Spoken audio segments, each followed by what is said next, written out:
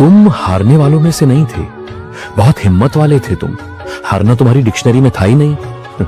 लेकिन तुम्हें तुम्हारा साथ देने वालों ने हरा दिया। पहले तुम्हारा भरोसा तोड़ा, फिर तुम्हारी हिम्मत तोड़ी और आखिर में तुम्हारी उम्मीद भी तोड़ दी। तुम लड़ते भी कब तक अपने उन अपनों से जिनके सहारे तुम जीतने निकले थे, उन्होंने ही तुम्हें हरा दिया। कोई कर भी क्या सकता है जब भरोसे के लोग ही भरोसा तोड़ दें। हार कर हार जाना ही आखिरी ऑप्शन होता है। हम पहाड़ की चोटी पर पहुंचकर अपनी जीत का जश्न मना रहे हो और अचानक वहां से हमें कोई धक्का दे दे, तो हम कर भी क्या सकते हैं? हम हार जाते हैं।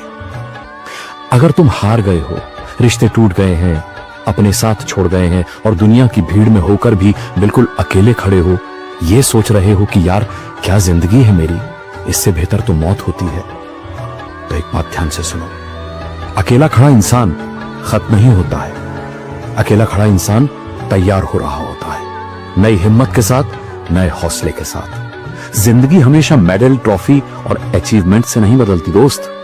कई बार एक झटका, एक टूटन, एक बड़ा एक्सीडेंट हमारे अंदर का इंसान बदल देता है, और वो बदला हुआ हमारे अंदर का इंसान बाहर की दुनिया बदल देता है। फेलियर ये साबित नहीं करता कि तुम काबिल नहीं थे, बल्कि फेलियर ये बताता है कि तुम्हें अभी सही रास्ता चुनना है।